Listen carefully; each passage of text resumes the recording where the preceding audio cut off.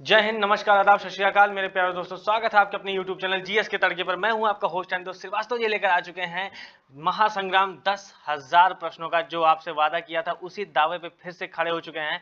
10,000 प्रश्नों का आपने सभी दोस्तों को इसको शेयर जरूर कर दीजिएगा। ऑल वन डे एग्जाम्स के लिए है 10,000 प्रश्नों का महासंग्राम। 11 जून से स्टार्ट हो चुका है। आज इसकी दूसरी वीडियो आ रही है। बहुत अच्छे तरीके से कराया जा रहा है, पूरा एनालिसिस करके, तो आप जरूर जुड़िए। और हम जो पहुंच चुके हैं, देखिए कल हमारे 10 क्वेश्चन हो चुके थे, ठीक है। हम आज 11वें क्वेश्चन से स्टार्ट करने वाले हैं। क्वेश्चन नंबर 11 से हम स्टार्ट करने वाले हैं। लेकिन उससे पहले मैं ये कहूंगा कि आप सभी अपने दोस्तों, अपने भाइयों, दीदी, फूफा, चाचा, ताऊ जितने भी हैं, सबको लाइक शेयर सब्सक्राइब जरूर करवाइए। जरूर इससे जुड़िए, इस सेशन से मजा बहुत आने वाला है। तो चलिए हम शुरू करते हैं आज का ये सेशन। और हाँ, अगर आपको ये पीडीएफ चाहिए ना, तो हमारे टेलीग्राम पे चले जाइएगा।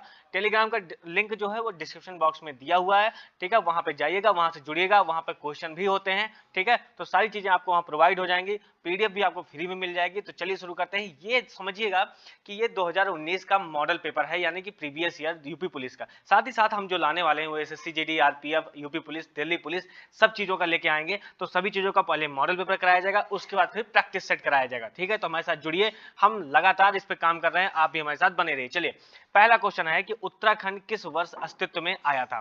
देखिए आपके ऑप्शन क्या है। ऑप्शन आपका 2000 में आया, 1991 में आया, 2011 में आया, 2016 में आया। इसका सही जवाब है आपका ऑप्शन नंबर ए, 2000 में आया। अच्छा, कैसे याद रखना ये भी समझो। अभी क्या है, हमने कह दिया कि उत्तराखंड आ गया, तो उत्तराखंड तो बना था, लेकिन 2000 में 3 राज्य बन के आए थे। सन 2000 में कितने राज्य बन के आए थे? 3 राज्य। अच्छा, वो कौन कौन से थे? तो एक तो आपका छत्तीसगढ़ था, ठीक है। एक आपका कौन सा हो गया? छत्तीसगढ़ हो गया। दूसरा आपका कौन सा था? उत्तराखंड हो गया। और तीसरा आपका था झारखंड, ठीक है ना। ये 3 राज्य बन के आए थे, ठीक है। और तीनों सन 2000 में ही बन के आए थे। अच्छा, तीनों ही नवंबर के महीने में बने थे, तीनों। लेकिन सबकी डेट अलग अलग थी। तो कौन कौन सा था? एक ये बना था 1 नवंबर को, एक बना था ये 9 नवंबर को, और ये बना था आपका 15 नवंबर को, ठीक है ना। तो 1 नवंबर, 9 नवंबर और 15 नवंबर। कैसे याद रखोगे? आपको याद रखना है छौझा करके, छौझा। अब देखो ध्यान से, आपको सिर्फ ये याद रखना है छौझा। छा से छत्तीसगढ़, ऊ से उत्तराखंड, झा से झारखंड, ठीक है ना। तो ये क्या हो गया? छौझा हो गया। यहां से आपको निकल आएगा कि कौन कौन सा राज्य कब कब बन के तैयार हुआ। अच्छा, समझ लो, पहली बार छत्तीसगढ़ जो निकल के आया था वो मध्य प्रदेश से निकला था। उत्तराखंड जो निकला था वो आपका उत्तर प्रदेश से निकला था, ठीक है। और जो झारखंड निकला था बाबू, वो निकला था बिहार से। डन हो गया? समझ में आ गया? चलो नेक्स्ट क्वेश्चन पे आते हैं कि वर्ष 1930 में सीवी रमन ने जीता था, मतलब नोबेल पुरस्कार वर्ष 1930 में सीवी रमन ने किस क्षेत्र में जीता था। पूरा क्वेश्चन यही है कि नोबेल पुरस्कार को वर्ष 1930 में सर सीवी रमन ने किस क्षेत्र में जीता था। ऑप्शन आपके साहित्य, शांति, भौतिक शास्त्र या फिर अर्थशास्त्र। देखो, सीवी रमन जो है वो 1930 में एक पुरस्कार जीतते हैं, नोबेल पुरस्कार। वो कौन से किस फील्ड में जीतते हैं? ऑप्शन नंबर सी है आपका भौतिकी के शास्त्र, भौतिक शास्त्र में जो है वह यह पुरस्कार जीतते हैं। सही बात ये हो गई कि भाई ठीक है, आप तो ये जीत गए। अच्छा, नोबेल पुरस्कार किसकी याद में दिए जाते हैं? तो नोबेल पुरस्कार दिए जाते हैं अल्फ्रेड नोबेल की याद में। किसकी याद में? अल्फ्रेड नोबेल की। ये अल्फ्रेड नोबेल कौन थे? ये अल्फ्रेड नोबेल वैज्ञानिक थे। अच्छा, वैज्ञानिक थे। कहाँ के वैज्ञानिक थे? तो ये स्वीडिश वैज्ञानिक थे, यानी कि स्वीडन के वैज्ञानिक थे। कहाँ के वैज्ञानिक थे? ये स्वीडन के वैज्ञानिक थे, ठीक है। अल्फ्रेड नोबेल की याद में दिया था। अभी तक कितने भारतीयों को दिया गया, या पहला भारतीय कौन था? देखो, जो पहले भारतीय थे वो थे आपके रविन्द्रनाथ टैगोर, आर एन टैगोर, ठीक है ना। R N T, Rabindranath Tagore. इन्हें मिला था 1913 में। किस फील्ड में मिला था? इन्हें मिला था साहित्य के क्षेत्र में, ठीक है ना। साहित्य के क्षेत्र में इनको मिला था। शांति के क्षेत्र में पाए थे आपके कैलाश सत्यार्थी जी, कैलाश सत्यार्थी। समझ में आ रहा? कैलाश सत्यार्थी जी ये कब पाए थे? ये पाए थे 2014 में, ठीक है। अर्थशास्त्र के क्षेत्र में जो है वो पाए थे अमर्त्य सेन जी। कौन पाया था? अमर्त्य सेन। अच्छा, ये किस सन में पाए थे? तो ये पाए थे 1998 में, ठीक है। तो 1998 में सेन अर्थशास्त्र से संबंधित है। कैलाश सत्यार्थी जी यानी कैलाश पे रहने वाले लोग बिल्कुल शांति प्रिय होते हैं, आपको ऐसे याद रखना है। आ से अमृत, आ से अर्थशास्त्र, ऐसे याद रख सकते हो। और टैगोर जी के बारे में तो सबको पता है कि वो गीत, संगीत, साहित्य, ये सब कहानी, कविता, ये सब लिखते रहते थे। तो वो साहित्य के क्षेत्र में। तो अभी तक भारत को ये भी समझ लो कि सिर्फ 4 ही क्षेत्रों में, इन्हीं क्षेत्रों में ही जो है जो प्योर भारतीय हैं, जैसे हरगोविंद खुराना। अभी ये तो फिर डॉक्टर कहाँ के हो गए? ये तो अमेरिका के हो गए, पर इनको कहा जाता था कि ये भारतीय हो गए हैं, तो भारतीय मूल के अमेरिकी नागरिक हो हो गए ना, तो इन्होंने जब इनको नोबेल पुरस्कार मिला तो ये नागरिकता कहाँ के लिए थे, तब ये अमेरिका की नागरिकता लिए थे, ठीक है। ऐसे काफी लोग थे, लेकिन जिन्हों जो प्योर भारतीय रह गए, जिन्होंने भारतीय नागरिकता भी ली हुई थी, उसमें पाने वाले बस यही 4 थे। आपका ये कंफर्म हो गया। अच्छा, एक चीज मैं आपको और ऐड कर दूं इसमें कि सीवी रमन जी को भारत रत्न पुरस्कार भी मिल चुका है। आप समझो, जो पहला भारत रत्न पुरस्कार मिला था वो 3 लोगों को मिला था। 1954 में भारत रत्न पुरस्कार की शुरुआत की गई थी। भारत का सबसे बड़ा पुरस्कार कौन सा है? भारत रत्न पुरस्कार। कितने कितने लोगों को मिला था 1954 में? तो RRR जो मूवी आती है उसी हिसाब से मैंने बनाई थी। कैसे? देखो, सबसे पहले मिला था राधा कृष्णन को, ये सर्वपल्ली राधा कृष्णन जी हैं, ठीक है। दूसरे थे राजगोपालचारी जी, राजगोपालचारी जी, ठीक है। और तीसरे थे आपके रमन जी। रमन यानी कैसे याद रखना है? CV Raman, CV Raman. तो मैंने कैसे याद रखा? RRR करके, RRR मूवी भी आई थी, उसी हिसाब से मैंने याद रख लिया कि 1954 में भारत रत्न पुरस्कार इन 3 लोगों को पहली बार दिया गया था। समझ में आ गया? चलो देखो, अगर पहली बात तो आप नोटबुक लेके बैठो, कुछ कॉपी पेन लेके बैठो, ताकि जो है अगर चीजें अच्छी लगे ना तो उसको नोट कर लिया करो। ये नहीं कि नेता बने लगा, अरे हमें पता तो रहा, पता तो रहा और पता है में बड़ा अंतर होता है बाबू, ठीक है ना, तो उसको समझिएगा। ठीक, चलिए नेक्स्ट क्वेश्चन पे है कि विक्रम सेठ द्वारा लिखी गई कौन सी किताब एक कविता के रूप में 10 नीति कथाओं का संग्रह है? आपके ऑप्शन है an equal music, beastly tales, the rivered earth या समर रेक्विम। देखो, इसका सही जवाब है आपका ऑप्शन नंबर बी हो जाएगा, बी स्टिल टेल्स। क्या हो जाएगा? ऑप्शन नंबर बी हो जाएगा, बी स्टिल टेल्स। एक चीज मैं आपको यहाँ पर हिंट एकदम क्लियर कर दूं कि देखिए, ये पुस्तक अब नहीं पूछी जाने वाली है, ठीक है ना। विक्रम सेठ हो गए 1991 में लिखी थी, ठीक है, मानते हैं कि ये पुस्तक अब नहीं पूछी जाएगी क्योंकि एक बार तो पूछ ही ली है। अब देखो, मैंने अपनी प्लेलिस्ट में, इस चैनल की प्लेलिस्ट में आप जाना, और जो लेटेस्ट करंट बुक है ना, लेटेस्ट एकदम, मैंने उसकी पूरी ट्रिक के साथ कम से कम 40 बुक जो है आपकी 3 वीडियो में बनाई है। आपको वहां पर याद भी हो जाएगा। मैंने ऐसा बनाया है 3 वीडियो में, 10 मिनट की, कुछ 8 मिनट की वीडियो है, लेकिन आप जाना और आसानी से देखना, आपको पता चलेगा कि आपने 20 मिनट में 40 की 40 बुक आपको ऐसे ही याद हो जाएगी, और सारी की सारी करंट डाटा बुक है, एकदम से करंट वाली है। समझ में आ गया? चलो नेक्स्ट क्वेश्चन पे आते हैं कि हरिवंश राय बच्चन द्वारा लिखी गई आखिरी कविता का नाम बताइए। तो हरिवंश राय बच्चन द्वारा लिखी गई आखिरी कविता कौन सी थी? आपके ऑप्शन है 1 नवंबर 1984, चल मर्दाने, 2 चट्टाने या फिर अग्निपथ। देखो, इसका सही जवाब हो जाएगा ऑप्शन नंबर डी है आपका, अग्निपथ। तो उनकी आखिरी कविता कौन सी थी? अग्निपथ, ठीक है ना।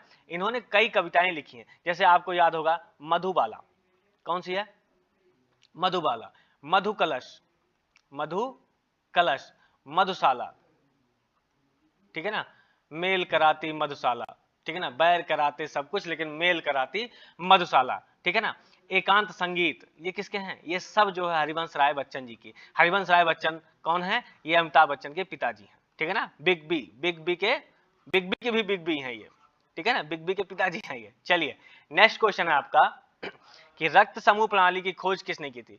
फ्रेडरिक स्ट्रामेयर ने, कार्ल विल्हेम सीले ने, या विलियम मंडोक ने, या कार्ल लैंड स्टीनर ने? देखो, इसका सही जवाब क्या हो जाएगा? इसका सही जवाब है आपका ऑप्शन नंबर बी है, ऑप्शन नंबर डी है, कौन सा? वो है आपका कार्ल लैंड स्टीनर। क्या हो जाएगा? Karl Landsteiner. इन्होंने इसकी खोज कब की थी? इन्होंने खोज की थी 1902 में, ठीक है। कब खोज की थी? 1902 में। एक्चुअली क्या हुआ था, जैसे मान लो 1902 से पहले जो भी कोई युद्ध होता था तो उसमें कभी सैनिक, जो जितने भी सैनिक होते थे वो क्या होते थे? जख्मी हो जाते थे। तो जब जख्मी हो जाएंगे तो इनको क्या होता था, लोगों को लगता था कि लाल रंग का खून है, इनका भी खून लाल लाल रंग है, चढ़ा दो इसे भना भन।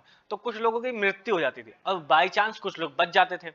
तो वो डाउट हुआ कि यार खून तो सब में चढ़ाया गया, फिर कुछ लोग बच रहे हैं, कुछ लोग मर रहे हैं, ऐसा कैसे हो सकता है? बाद में जब इन्होंने खोज की तो फिर मामला जो है जाके धीरे धीरे क्लियर हुआ कि नहीं, सबका ब्लड ग्रुप अलग अलग होता है। किसी का ए होता है, किसी का बी होता है, किसी का ए बी पॉजिटिव होता है, ए बी निगेटिव भी होता है, ओ पॉजिटिव होता है, ओ निगेटिव होता है, A B positive, A B negative, B positive, B negative, A negative, A positive, इस तरीके से होते हैं, ठीक है ना। तो इस तरीके से निकल के आता है। फिर वहां पर जो है, जो रेयर होता है, जो सबसे मिल सकता है वो सबको दिया जाता है, जो नहीं मिल सकता सबको नहीं दिया जाता है। जब अगला टॉपिक आएगा, देखो 2-3 चीजें मैंने नोट करके रख दी है जो अभी तक मैंने क्वेश्चन कराया, उसमें देखो क्या क्या चीज हो गई। एक तो आपको समझो कि लाइट का चैप्टर, लाइट का चैप्टर हो गया, ठीक है ना। लाइट के चैप्टर को मैं धीरे धीरे करके, जैसे जैसे आपका क्वेश्चन आता रहेगा ना, आपके मैं इस चैप्टर को खत्म ही करवा दूंगा, लाइट के चैप्टर को। ऐसे ही ब्लड वाले को अभी क्या है, अभी इतना बता दिया, जैसे ही अगला क्वेश्चन कोई ब्लड वाला आएगा उसमें फिर ब्लड के सारे टॉपिक्स उसी में कंट्रोल करा के क्लियर करा दूंगा। बस ऐसे ही लगे रहो, लाइक से सब्सक्राइब करते रहो, दोस्तों को शेयर करते रहो, और नेक्स्ट क्वेश्चन पर पहुंचते रहो। क्वेश्चन नंबर 16 है कि एक कंप्यूटर वॉर्म है जो औद्योगिक नियंत्रण प्रणाली को निशाना बनाता है। इसने वर्ष 2007 में ईरान के परमाणु कार्यक्रम पर आक्रमण किया था। अब इसका सही जवाब ऑप्शन है कि उस कंप्यूटर वर्म का क्या नाम है, कॉन्फिगर, स्टक्सनेट, ज्यूस या फिर सेंसर। देखो इसका सही जवाब क्या हो जाएगा, इसका सही जवाब है ऑप्शन नंबर बी, स्टक्सनेट। अब ये स्टक्सनेट क्या है, इसको समझो एक तरीके से कि ये वायरस है जो तुम्हारे अगर कंप्यूटर में आ गया, तुम्हारे मान लो लैपटॉप में पहुंच गया, तुम्हारे कंप्यूटर में पहुंच गया, ठीक है। अब अगर तुम्हारे इस पीसी में पहुंच गया तो पीसी 1 में है, लेकिन पीसी 1 ने किसी चीज के लिए पीसी 2 से कनेक्शन साधा तो ये भी लप से उसी में जाके बैठ गया, ठीक है। अगर पीसी 2 ने पीसी 3 से कोई कनेक्शन साधा तो ये फिर इसमें भी आ गया, तो ये किस में चला गया, ये पीसी 1 में भी चला गया, पीसी 2 में भी चला गया, पीसी 3 में चला। ये समझो एक तरीके से वायरस है ना।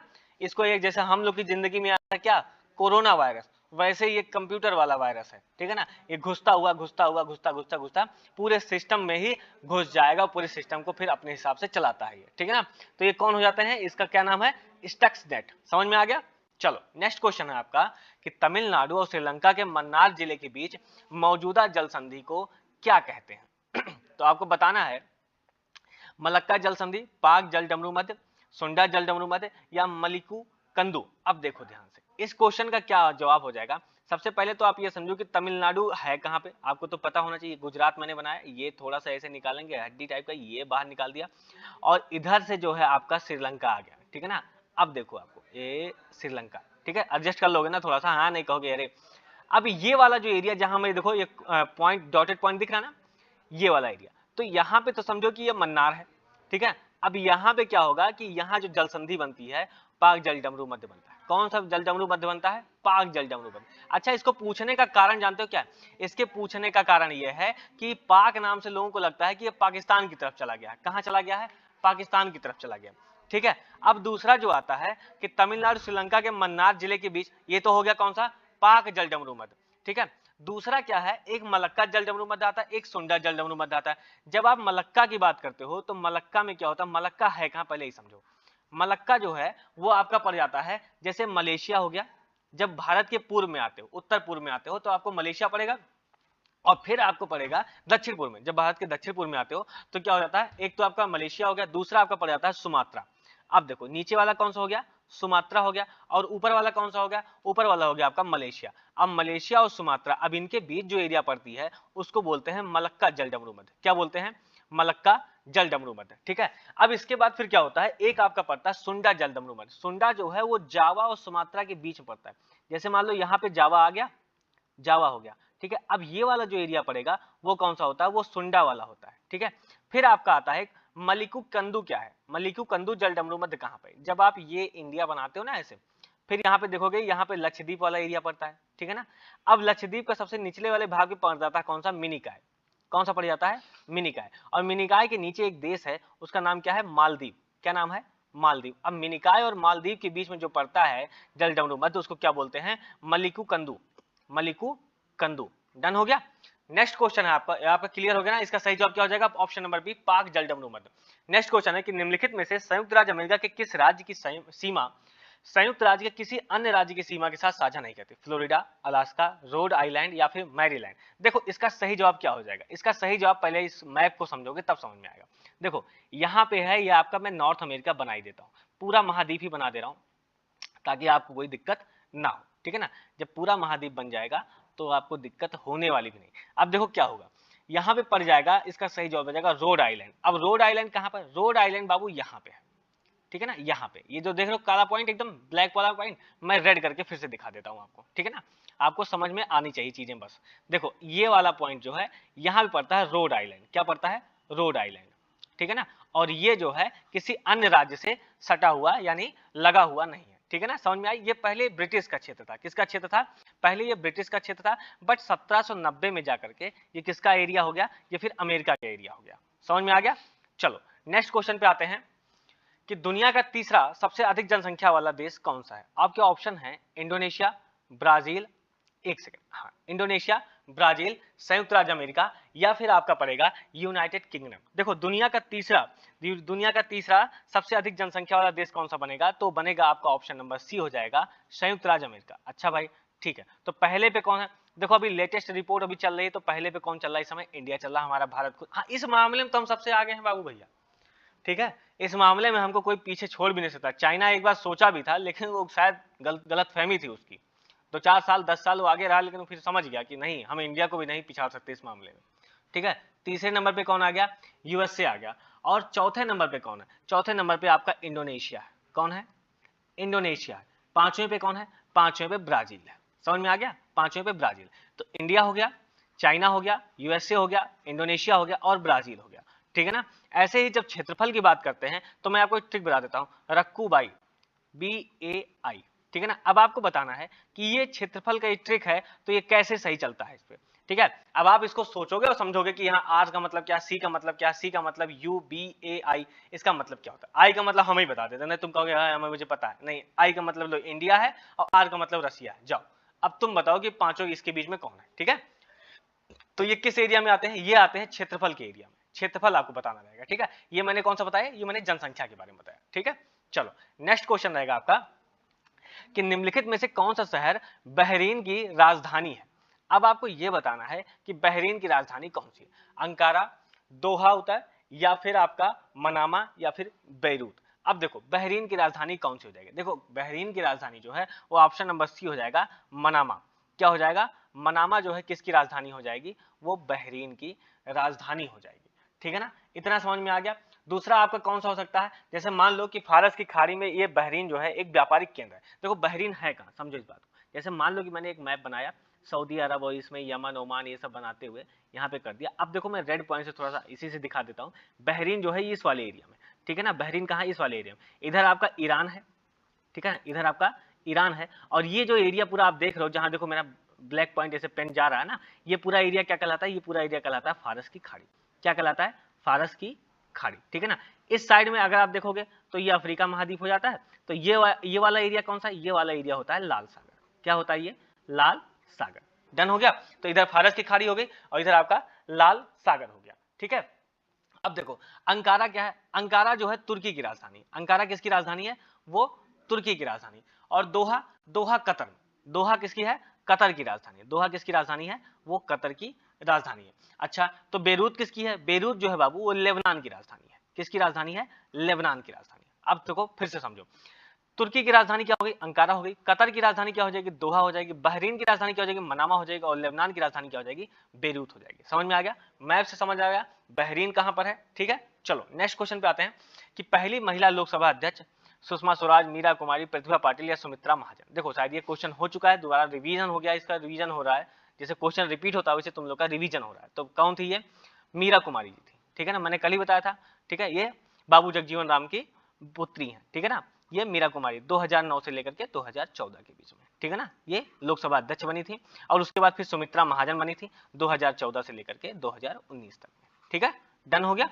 चलो नेक्स्ट क्वेश्चन है आपका कि स्वतंत्रता संग्राम 1857 का सिपाही विद्रोह किस शहर में हुआ था। देखो स्वतंत्रता संग्राम 1857 का सिपाही विद्रोह कहां से शुरू हुआ, पहले इस चीज को समझो। और मैपिंग से बिना समझे मजा नहीं आएगा। देखो सबसे पहली बात मैं बनाता हूं थोड़ा सा मैप आपके लिए, और ये बनेगा यूपी का मैप। जानकारी के लिए जरूरी है, थोड़ा सा टाइम दो। और यूपी का मैप, एक सेकेंड, थोड़ा सा इधर उधर हो गया बट ठीक है, आपको समझ में आ जाए उतना मेरे लिए काफी है। ये देखो ये बन रहा है ना, ये आ गए हम कुशीनगर, बलिया, ये होते पहुंच गए। चलो अब देखो ध्यान से, स्वतंत्रता संग्राम 1857 का विद्रोह, सिपाही विद्रोह किस शहर में शुरू हुआ था। आपके ऑप्शन झांसी, दिल्ली, हैदराबाद और मेरठ। देखो इसकी शुरुआत हुई थी मेरठ से, ठीक है भाई। मेरठ से शुरुआत हुई। मेरठ कहाँ पे? मेरठ देखो यहाँ पर है। कहाँ पर है? मेरठ यहाँ पे, ये दिख रहा है ना डॉटेड पॉइंट। चलो अब मैं रेड से कर देता हूँ, थोड़ा सा रेड से कर दूंगा तो थोड़ा सा आपको क्लियर होता दिखाई पड़ेगा। चलो मेरठ आपको दिख गया। मेरठ हुआ। मेरठ से लोग क्या किए, 10 मई को, 10 मई 1857, मैं डेट भी लिख देता हूँ, 10 मई 1857 को, ठीक है भाई। 10 मई 1857 को शुरू हुआ, सिपाही लोगों ने यहाँ विद्रोह किया। उसके बाद वो आए दिल्ली की तरफ, यहाँ पे समझ रहे हो ना, दिल्ली आए, दिल्ली पहुंचे 11 मई को, ठीक है। अब वहां पर दिल्ली में लीड किसको करवाया उन्होंने? दिल्ली में लीड किया था बहादुर शाह जफर ने। बहादुर शाह जफर या बहादुर शाह द्वितीय बोलते हैं। क्या बोलते हैं? बहादुर शाह द्वितीय। समझ में आ रहा है?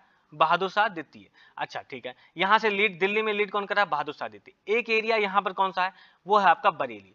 ये कौन सा एरिया हो गया? बरेली वाला। तो बरेली वाले में कौन लीड कर रहा था? तो बरेली वाले में जो लीड कर रहे थे वो थे खान बहादुर खान। कौन थे?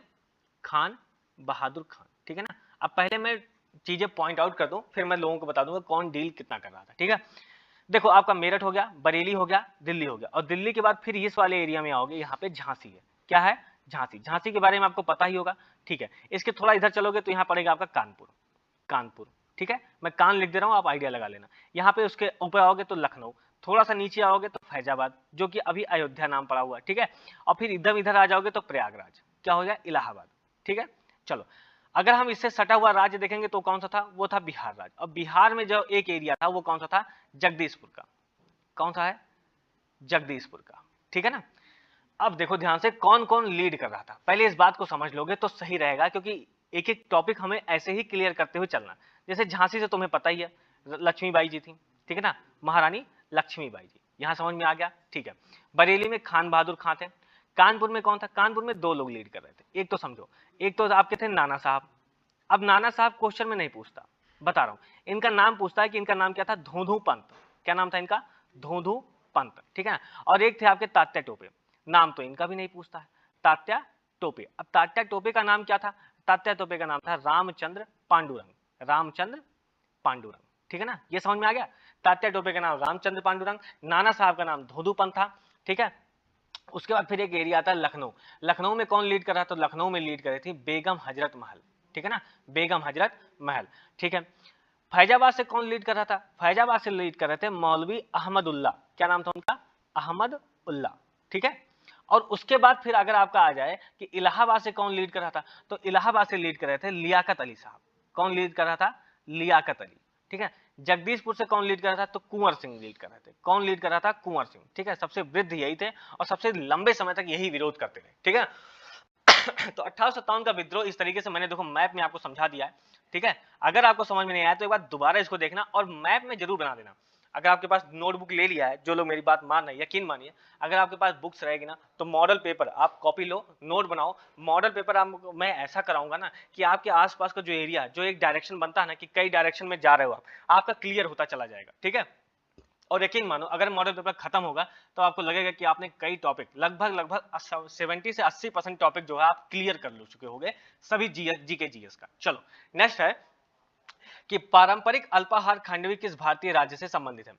खांडवी, खांडवी जो है किससे संबंधित है? आपके ऑप्शन है गुजरात, कर्नाटक, बिहार या फिर पश्चिम बंगाल। देखो इसका सही जवाब क्या हो जाएगा? इसका सही जवाब हो जाएगा आपका गुजरात। क्या हो जाएगा? इसका सही जवाब है गुजरात। ऑप्शन नंबर ए इसका सही जवाब हो जाएगा। खांडवी कहाँ का है? ये गुजरात का है, ठीक है ना। ये बेसन और दही से बनता है। किससे बनता है? बेसन और दही से इसको बनाया जाता है। डन। चलो नेक्स्ट क्वेश्चन है आपका, भारत के पहले हिंदी भाषा के अखबार का नाम बताइए जिसने, एक सेकंड, जिसने पहली बार 30 मई 1826 को प्रकाशित किया गया था। दैनिक भास्कर, उद्दंड मार्तंड, पत्रिका या देशबंधु? देखो इसका सही जवाब क्या हो जाएगा? इसका सही जवाब हो जाएगा आपका उद्दंड मार्तंड। उद्दंड मार्तंड को जो है वो प्रकाशित कहां से किया गया था? ये किया गया था कलकत्ता से। कहां से किया गया था? कलकत्ता से किया गया था। और इसको शुरुआत किसने की थी? पंडित जुगल किशोर जी ने। किसने शुरुआत की थी? जुगल किशोर ने, जुगल किशोर जी ने, ठीक है ना। ये हिंदी पत्रकारिता दिवस 30 मई को हिंदी पत्रकारिता दिवस मनाया जाता है, क्योंकि 30 मई 1826 को शुरू हुआ था, तो 30 मई को क्या मनाते हैं? हिंदी पत्रकारिता दिवस। ध्यान से सुनना पहले, हिंदी दिवस अलग है और हिंदी पत्रकारिता दिवस अलग है, ठीक है ना। अब एक सेकंड, जो लोग ये सोच रहे थे कि हिंदी दिवस ये वो, अब तुम मुझे बताओगे कि हिंदी दिवस कब मनाया जाता है, ठीक है ना। विश्व हिंदी दिवस कब मनाया जाता है, ये आपका क्वेश्चन रहेगा और ये आज का लास्ट क्वेश्चन है, ठीक है। नेक्स्ट हम लेके आएंगे पार्ट, ठीक है। तो लगे रहिए हमारे साथ, बने रहिए, लाइक से सब्सक्राइब कीजिएगा और क्वेश्चन सबसे अच्छा कराऊंगा, आप निश्चिंत हो, एनालिसिस तगड़े में होगा, ठीक है। चलिए ठीक है, इंकलाब जिंदाबाद साथियों।